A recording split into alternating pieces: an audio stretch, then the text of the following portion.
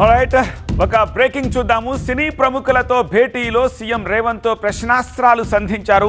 ఎవరో నా పేరు మర్చిపోతే ఫీల్ అవుతానా అని సీఎం రేవంత్ అడిగారు. సీఎం పేరు మర్చిపోయారన్న ప్రచారాన్ని సినీ ప్రముఖులు ఖండించాల్సిన అవసరం లేదా అని చెప్పి ఎదురు ప్రశ్నించారు ఆయన. ఇప్పుడున్న హీరోలంతా నా ముందు ఎదిగిన వాళ్ళు కాదా, హీరోలు ఎదిగితే నేను సంతోషిస్తాను కదా అంటున్నారు సీఎం రేవంత్. బెనిఫిట్ షోలపైన సీఎం రేవంత్ ఆసక్తికర వ్యాఖ్యలు చేశారు. బెనిఫిట్ షోలు ఉంటే ప్రభుత్వానికి బెనిఫిట్ రావాలి, కానీ బెనిఫిట్ షోలతో వచ్చే డబ్బు విద్యార్థుల కోసం ఖర్చు చేస్తామని అంటున్నారు.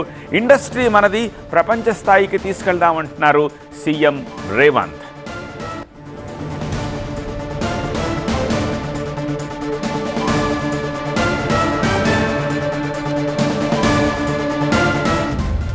దీనికి సంబంధించి మరింత సమాచారం అందించేందుకు మా ప్రతినిధి శ్రవణ్ ప్రస్తుతం మనకి లైవ్లో అందుబాటులో ఉన్నారు. శ్రవణ్, ఇంకా సీఎం ఏమేం కమెంట్స్ చేశారు?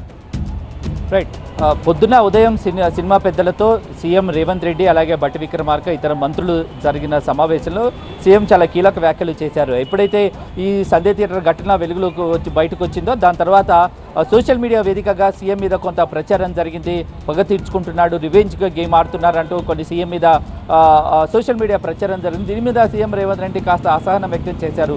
సినిమా ఇండస్ట్రీ అభివృద్ధికి ప్రభుత్వం కట్టుబడి ఉంటుంది, ప్రభుత్వాన్ని నడిపే విధంగా 100 పనుల్లో మేము నిమగ్నమై ఉంటాము, ప్రతి అంశాన్ని మేము ఫోకస్ చేసేందుకు అవకాశం ఉండదు, కానీ సినిమా ఇండస్ట్రీ నుంచి ఒక్కరు కూడా దీన్ని ఖండించే ప్రయత్నం చేయలేదనే విషయంలో సీఎం సినిమా పెద్దలతో చెప్పినట్టుగా సమాచారం వస్తుంది. దాంతోపాటుగా కూడా బెనిఫిట్ షోలు ఎలాగో ఉండవనేది సీఎం చాలా క్లియర్గా చెప్పినట్టుగా తెలుస్తుంది.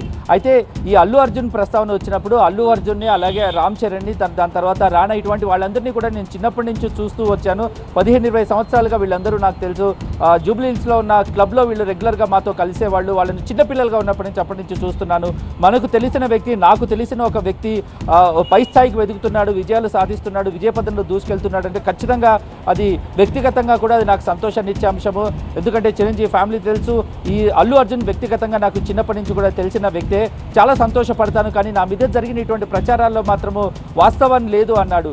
కాకపోతే ఈ సంధ్య థియేటర్ జరిగిన ఘటనలో మాత్రము ఈ సామాన్య మహిళ మృతి చెందడంతో సినిమా ఇండస్ట్రీ నుంచి కూడా పెద్దగా స్పందన రాకపోవడం, ఎవరు కూడా దీని మీద మాట్లాడకపోవటమే ఇది దాంతోనే ప్రభుత్వం దీని మీద స్పందించాల్సి వచ్చిందని చెప్పారు. అయితే సినిమా ఇండస్ట్రీ పెద్దలు కూడా సంధ్యా థియేటర్ ఘటన మీద విచారం వ్యక్తం చేశారు. సీఎం ముందే మేము ఈ విషయం మీద చాలా బాధపడుతున్నాము, ఓ రకంగా మేము ప్రభుత్వానికి సారీ చెప్పాల్సిన లాంటి పరిస్థితి ఏర్పడింది.